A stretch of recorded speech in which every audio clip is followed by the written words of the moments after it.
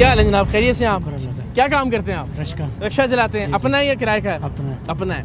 तो बच्चे कितने हैं घर में? फैमिली मेंबर कितने हैं? दो बेटे हैं। जी जी। स्कूल जाते हैं? जी जी।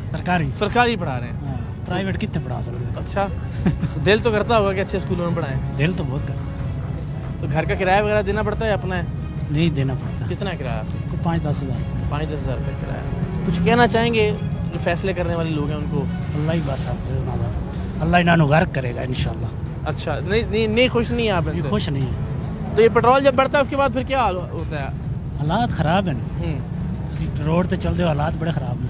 अस्सलाम वालेकुम, क्या हाल है? आप स्टूडेंट हैं आप? जी जी मैं स्टूडेंट। अच्छा, क्या पढ़ रहे हैं? जी मैं बीकॉम कर रहा हूँ। बीकॉम कर रहे हैं। तो कैसे देख रहे हैं घरों में क्या हालात हैं इस वक्त? बहुत मिडिल क्लास डिफिकल्ट के या लोअर मिडिल क्लास के? लोअर मिडिल क्लास के तो ज़्यादा ही लो हैं, मिडिल क्लास के भी लो हैं। जो आप इनके फ्यूल की बात कर रहे हैं, 256 रुपये हमसे नहीं डलवाया जाता, 267 कैसे डलवाएंगे? अच्छा, पहले भी मुश्किल हो रही थी। आपके पास बाइक है? जी जी बाइक है। बाइक है तो जितने भी आप स्टूडेंट बाइक चलाने वाले हैं वो क्या कहते हैं जब पेट्रोल बढ़ता है? तो हमने क्या कहना, बस मजबूरी, सिर्फ मजबूरी, हुकूमत की मर्जी है। बाकी आपको पता ही है मरीम नवाज़ का, वो जब वो कहती हैं कि मैं जब अपने मजदूर तबकों को गर्मी में देखती हूँ कि हम एसी में बैठे हैं तो हमारे दिल को तकलीफ पहुंचती है। वो पता नहीं कौन सी तकलीफ है जो आज तक हमें समझ नहीं आई। उस तकलीफ का कोई एहसास फील नहीं होता यहाँ पे? उनको नहीं होता, हमें तो होता है। हाँ। नहीं मतलब जो फैसले हैं उनसे अंदाजा नहीं होता कि उनको तकलीफ पहुंच रही है मजदूरों की? ऐसा ही कभी तकलीफ पहुंच सकती है आपको लगता है?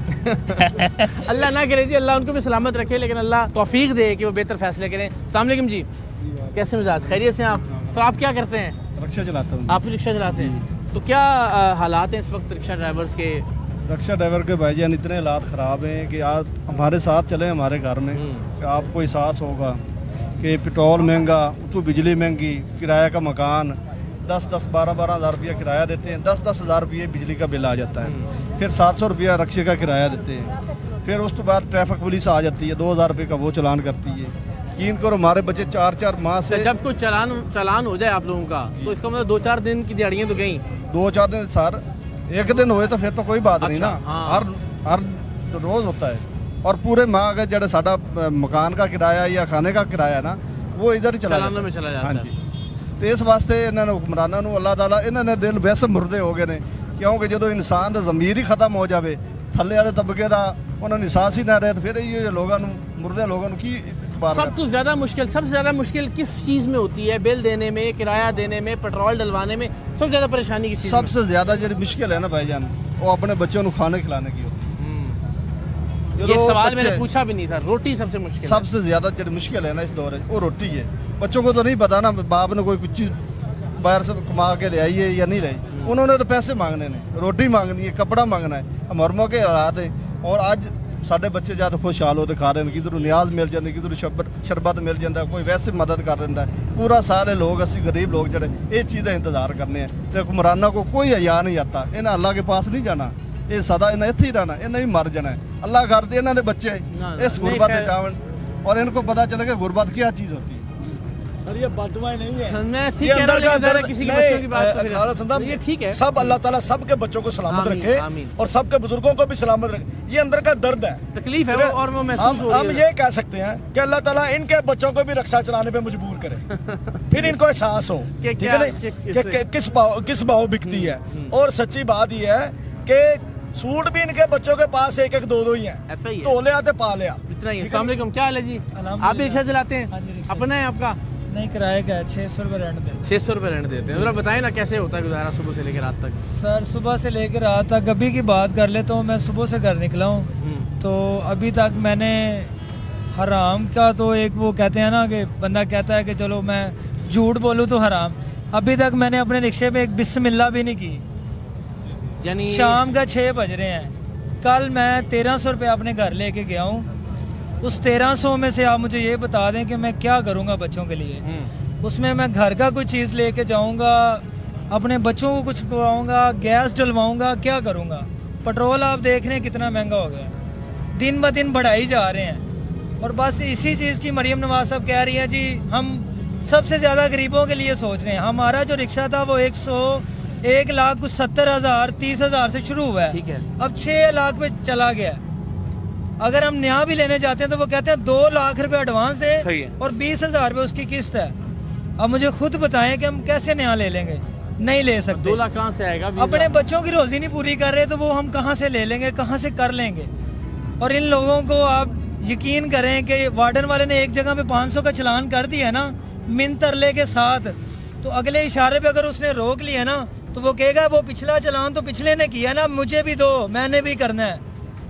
तो सबसे ज्यादा बफ जो है वो आप लोगों पे ही चलता है, बाकी गाड़ियां वाले तो सर आप गाड़ी वाले, मैं अपने आंखों से मेरे सामने वन में से गुजर रहा है, उसको नहीं कुछ कहा, मुझे रोक लिया।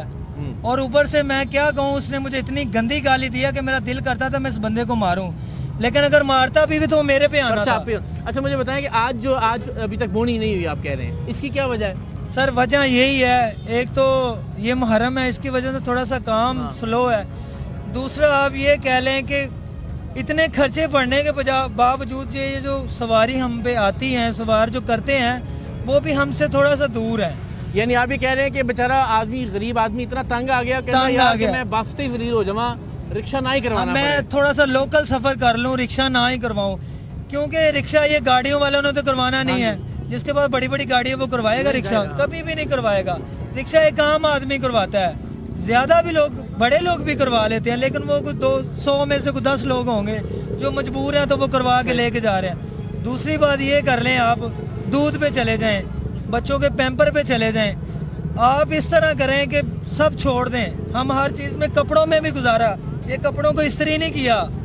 आज मैंने अपनी अम्मी को कहा माँ जी ऐसे दे दे, मैं नहा के पहन लूंगा और इनके जो वाट शर्ट है ना वो इस तरह ही निकल जाएंगे। सर मैं क्या बताऊँ आपको, आज मैंने अभी तक, मेरे 22 तारीख को बिल आया है, अभी तक पे नहीं हुआ। और मालिक मकान है जो जैसे साल 12वां माह चढ़ता है वो कहता है भाई 2000 रुपया किराया ज्यादा हो गया है। बिल कितना आया आपको? मुझे तकरीबन 53-5400 रुपया आया है। 5400 रुपया अभी तक वो पे नहीं किया। मैं गाँव गया हुआ था इसीलिए मैं पे नहीं कर सका। और वो आज कह रहा था भाई अगर नहीं करना और ये 10 तारीख को तेरा किराया आ जाएगा, 11,500 रुपया मेरे कमरे का रेंट है। और वो मैं कमरा आपको जाके दिखाऊं, आप कहें आप यहाँ पे कैसे गुजारा कर रहे हैं, आप रह कैसे रहे हैं? आप इंसान हैं, हम अल्लाह की पैदावार नहीं है, यही अल्लाह की पैदावार है। आप यकीन करें कि हम बड़ी मुश्किल में से हैं। हम यही कहेंगे कि खुदा के खौफ से डर लें। अल्लाह आपको, मैं बद्दुआ भी नहीं देता इनको, खुदा का खौफ है। कुछ तो अपने ज़हन में ले आए, कुछ तो ले आए। जो 12-13 लाख रुपए की गाड़ी थी उसका टैक्स कम हो गया है। हमारा 4 लाख रुपए का जो 2 लाख का रिक्शा था वो 6 लाख पे चला गया। क्यों? सही, हमारा क्या कसूर है? मुझे ये बताएं कि सिर्फ इसलिए कि शायद कोई एहसास कर लें कि जो मौसम होते हैं, गर्मी हो उसका अपने मसाइल हैं, सर्दी है उसमें भी आप लोग बाहर होते हैं एक तरफ से, तो ये बताएं कि किस मौसम में सबसे ज़्यादा मुश्किल होती है बच्चों का रिस्क कमाने में? सर आज ये जो जून जुलाई का जो महीना जा रहा है ना, आप इस तरह करें 20 किलोमीटर हम अपने रिक्शे पे सफ़र कर लेना तो आप यकीन नहीं करेंगे, ये दिल घबराने लग जाता है। हवा ना तो इधर से आ रही है ना इधर से आ रही है। यकीन करें आप, इस तरह हो जाता है कि बंदा 3-4 सवारियां भी उतार लेना। अभी मैं जवान हूँ, कोई बूढ़ा तो हो नहीं गया, लेकिन फिर भी वो मेरे से 3-4 से सवारियां ज़्यादा नहीं उतरेंगी ये मौसम में। और आप ये कर लें कि इनको अगर हम कह देना कि सर आपकी मेहरबानी, अगर कोई छोटी सी गलती नहीं भी है अपने पे तस्लीम भी करें तो वो भी ये तस्लीम नहीं करने देते, कहते हैं नहीं ऐसा तो होगा ही नहीं। और ऊपर से इतनी गंदी बदतमीजी करते हैं। हमारे ये रिक्शा ड्राइवर, हमारे यूनियन के जो हम यहाँ पे रैली निकाल रहे हैं ना, आपको नहीं पता है इसका हमें क्या वो भुगतना पड़ेगा कि आप हमें हमारे खिलाफ बोल रहे हैं। हमारे रिक्शा ड्राइवर, एक चालान के तहत हमारे एक रिक्शा ड्राइवर पे पर्चा हो गया, उसके खिलाफ रैली निकाली, उस पर शराब डाल दी इन्होंने कि ये शराब बेचते हैं। मुश्किल सर हम शराब बेचते हैं? खुदा का को खौफ कर लो। ये जो सीडीओ साहब हमारे आए हैं इनको मैं कहता हूँ कि अल्लाह पाक तुम्हारी फैमिली से भी किसी को ना रिक्शा चलाने की तौफीक दे। मैं कहता हूँ तुम्हारे सबके बच्चे रिक्शा चलाएं।